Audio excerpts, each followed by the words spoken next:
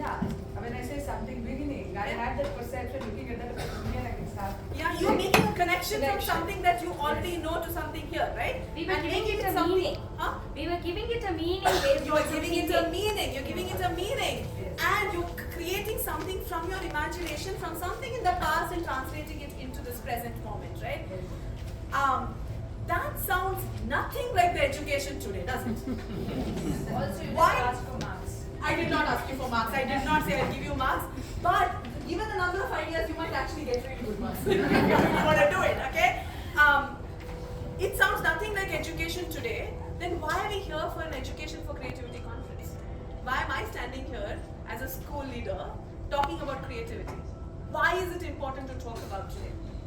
Because we want our youth to think. We are youth capital of the world. So. We're the youth capital of the world. Our children need to think. Yeah, What else? beyond them. What else? Why now? Why today? There's always a new AI start. will overtake us. AI is definitely here to actually challenge the head child. Challenge, yes. AI is challenging the head child. In creativity. Definitely, yes. There's always a new start, right? We are here because we want to start that, which is not being told or said. We want to start it. Why? Why is it important today? We are bored The of the world past. that we are in right now. We are bored of the past. We are bored of the past. Just because we're bored, we can actually sit at home and do nothing to. Why do this? The world is filtered.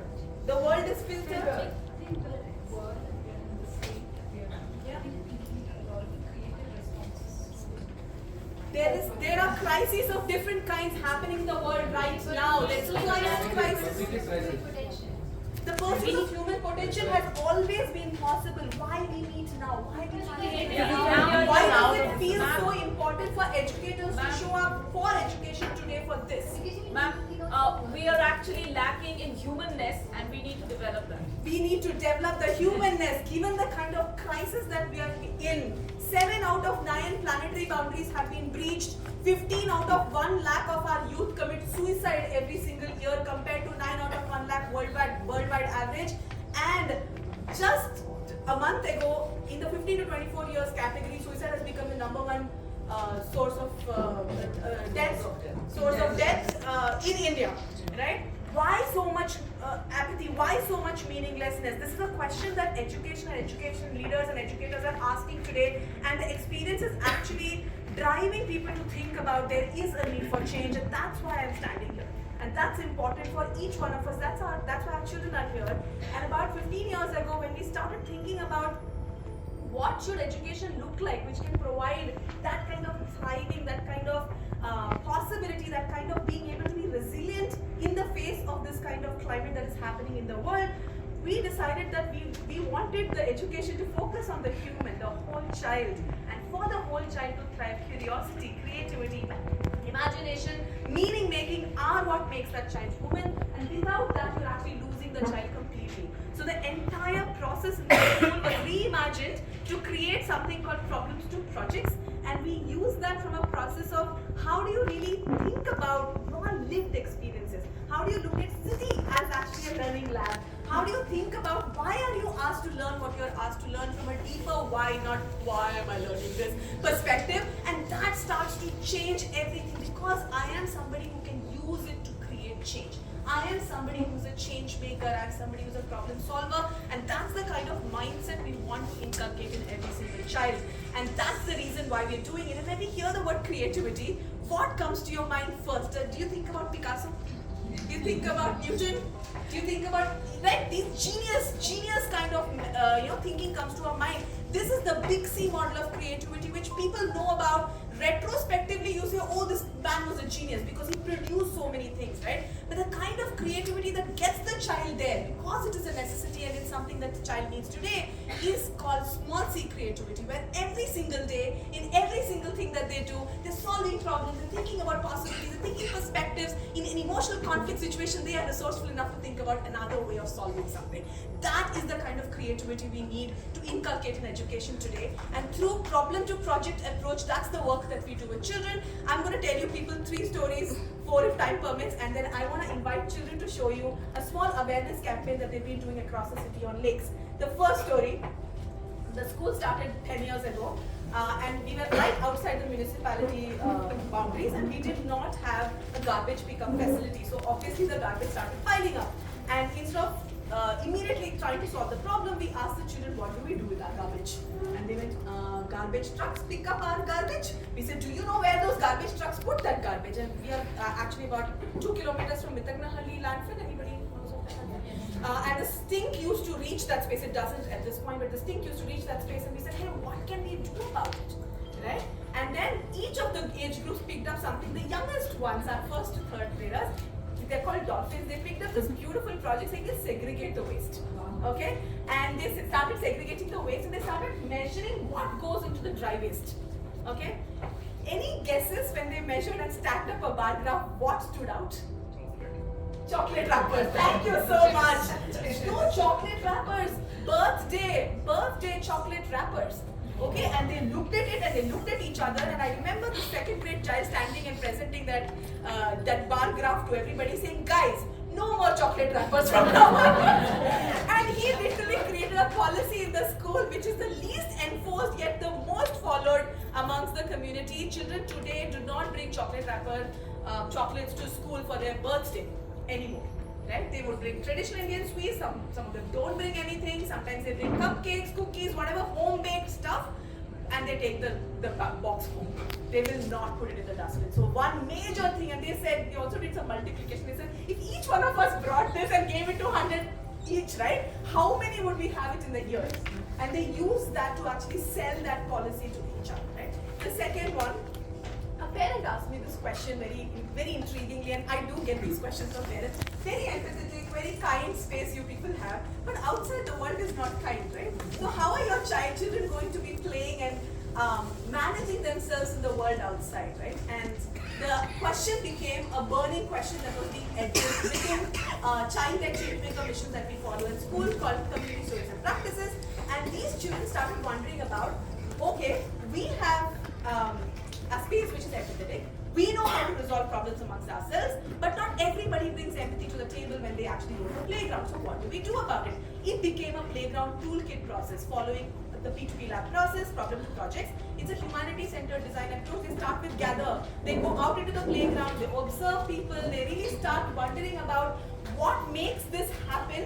They empathize and they start defining the problem. And you know what they defined? They said we need to learn to draw better boundaries. We need to understand what is actually happening when somebody does something and how can we respond better. Not that we not go out to the playground, not that the world is a shitty place, not that hey, let's abandon the empathy that we are actually receiving in the safe space. So safe spaces are not necessary, but that's not where they went. They arrived at that and they created a playground toolkit. They created a playground toolkit, and it's something that they actually use in their playground. It's a living documentation, it's a living process. They learn to draw better boundaries. They also realized that if they wanted spaces to be safer, if they wanted spaces to be more empathetic, they needed to actually take the lead in the places that they go to and create those kind of safe games. And so they create a safe game and unsafe game list with each other. So this is an ever-evolving, lived experience-based work that we do. Third example. About 3 years ago, I had gone to a particular conference and they were talking about, especially Ahmedabad. Anybody is aware of Ahmedabad city? They do a lot of walks in the city and stuff like that. So I came back and I said, what do our children think about Bangalore as a city? Okay, and we got children to draw. Any guesses what they must have said? Traffic, good. Trash, garbage. They said garbage city. IT city. They said shitty city. They drew shitty city, bad roads, potholed roads, and for the youngest ones, it was like any city. Doesn't matter, you know, my apartment here, my playground here, I have my school, that's it. Nothing matters, right? So it could be any city that you're living in, and for most of those children, it looked like they were ashamed of the city that they were in. And we wondered, how do you build change makers or creative individuals who are ashamed of the lived experience of being in a city on every single day, right? And that led us to a very interesting project. This is the oldest bunch of children. When they mapped their needs, unmet needs from the city, do you know what emerged? Especially the 13-plus-year-olds. It's a very, very interesting need that emerged, which we generally don't associate with teenagers. Anybody? Any guesses? What might have been their unmet need? Huh? Sorry? To play. play, Playgrounds. playground, park, Some sort of. huh? Walking, Attachment. you're warm, Friendship. cycling, Green spaces. green. No, they said belonging. They said belonging. We don't feel like we belong. We can't be ourselves. It's unsafe out there. Actually, it's a lot of this, but it's a much more higher thing. They said we don't feel like we belong. Right? And then we wondered if children had to belong to a space, you need to start from acquainting yourself with that space, minus this apathy, minus this fear, minus this experience that you're getting, right? So we started with introducing them to Bangalore, right? Through discovering Bangalore, the book called Discovering Bangalore, and taking back old maps, thinking about the design of Bangalore, how Bangalore has grown from 1950s to 2020, from a city that used to be 750,000 people to 14 million today. Can you imagine and have some empathy for a city that grew like that? And it's not the city's fault. And it's not your fault either. But you are here and you can do something about it. And that led them to actually create a campaign where they run 9 heritage walks in the city as of date, and they've run 3 seasons of that, and they've taken 200 people and children on walks using treasure maps and treasure hunts. Some of these children who are standing here do those walks, and it has really built that connection. Today when flooding happens, something happens, they do not complain. They're like, it is my city, I need to do something about it. It's not the best city, every city has problems, right? But this is my city and I can do something about it, and that builds citizenship. And it is coming from a place of, let's take a problem, let's ideate creatively and create solutions using design thinking as an approach. The last one that I can actually share for today, 2024 January, do you remember what happened in Bangalore? Yes, thank you. What our memory is very, very faint. Okay, we almost hit day 0, guys. There was no water. We actually thought we might actually go waterless for some time. And when that problem hit, again, it became a question of, will we be able to go to school? What will happen to places? There are places that are not getting water. We are a little bit privileged. We're paying a little bit more money. We're getting water, but what does that mean? And that research, that question, that problem led children to actually research, talk to hydrologists, talk to urban planners, talk to a lot of people, and they pulled together this information on, hey, these are the reasons why it is happening, and here is what we can do about it. One insight that stood out from it was that the importance of lakes in the Bangalore's ecosystem, and children actually put together an entire play. We actually work very closely with Jakuru Lake, which is a community run space. Our children keep Sante every weekend there. It is like our own space for that matter. All that people saw children keep here, they go every Saturday there for the last 2 years. And the entire approach became about, hey, how do we ensure that the Jakuru lake can talk? That is basically what the play was about. It was an entire annual day that actually culminated in the lived experiences of the school. But children picked up a small snippet out of it. It's performed on the song lyer, and we're going to perform it for you. And they've gone to many places, including 85 performances in 4 metro stations, in lakes, in events of different kinds, and they're raising this awareness with people that, hey, our lakes are important. Bangalore is a beautiful city that we have not considered the importance of the ecosystem that we're building. And in their voice, in their own ways, they're trying to create a small change. And this is what is possible if we let children actually make the city a learning experience and convert that using their humaneness, using creativity for change and for education. Thank you so much.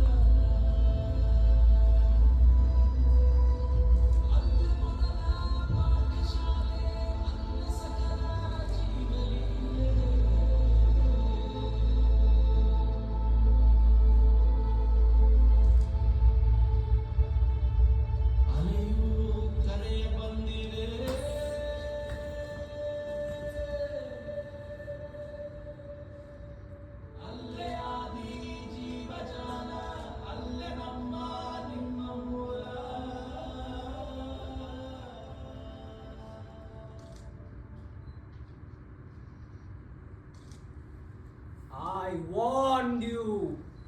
We warned you. The lakes of Bangalore warned you.